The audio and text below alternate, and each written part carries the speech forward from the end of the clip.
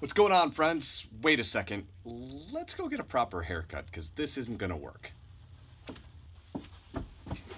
Okay, much better. And on today's show, we're talking about the C word. And to do that, we got to go to the whiteboard. It's content. We're talking about content.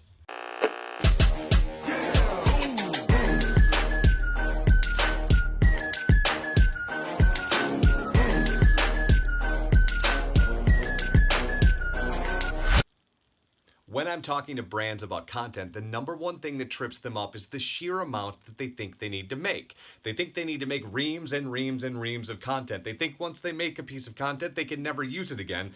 They got to make another one. So we talk about the idea of chunking. My friend Nick Baling calls it chunking content, putting pieces of content together and then breaking them apart into individual pieces that we can use over and over and over again. What does that look like? Okay, we decide that we're going to do content. We're going to make a piece of content. We'll call it piece number 1. Perhaps this piece is a video about how to make content. It's a very meta thing that we're working on here. We're going to take this meta thing and we're going to break it into 3 other pieces.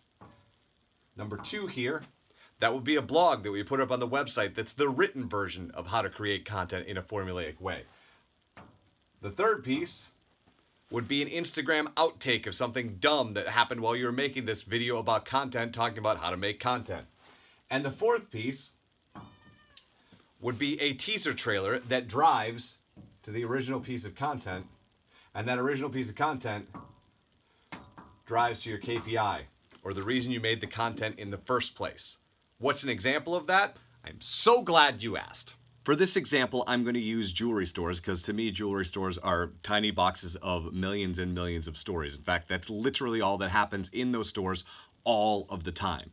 And for this, we're going to use engagement rings as the platform by which we're going to tear apart this content, okay? So we're going to start with a video, and that video is going to be you giving me the 5 most romantic places to propose to your fiance in the city that you're in. You're the jewelry store. The expert is going to walk around and go, this place, this place, this place, this place. You're then going to take that video and boil it down to a blog post that lists the 5 places, gives you the address of said 5 places, and the map in Google Maps. So then they can go to your website and find the places that they're supposed to go. The next thing you're going to do is on Instagram, you're going to have 5 different images from the shot that you just did of the 5 romantic places. So now you essentially have 1 video, 1 blog post, 5 Instagram posts. We're only 2/3 of the way there. The final thing that you're going to do is you're going to go on Facebook Live, and you're going to answer the 3 questions that every guy asks when they come into your store about how to buy an engagement ring. How do I make sure that my budget is hit? How do I make sure that I trust that you and I are in a partnership? How do I make sure that I get a ring that my wife will love and is in style? You're going to answer those 3 questions. Quick aside, if the thing I'm about to tell you is something you want to do, please go ahead and do it. Quick aside, to the aside, this is my favorite piece of artwork in my downstairs office. It's a piece of street art from LA my friend Dan Hale got me. Super dope. That's how you do it. You take an idea and you chunk it into pieces of content that you can manage. That single video that you did explodes into other places that you can go. And here's the best part when we're talking about engagement rings. It's not as if engagements happen once a year. You can recycle this content over and over and over again. You can make it evergreen.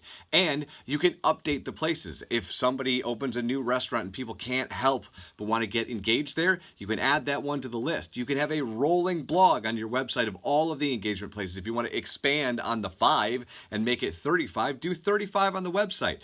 And now you're building content. Again, I talk a lot about questions that the customer has. What are the questions in the jewelry space that customers ask over and over and over again? Engagement rings. Oh, we know that. Here are all the questions that they ask.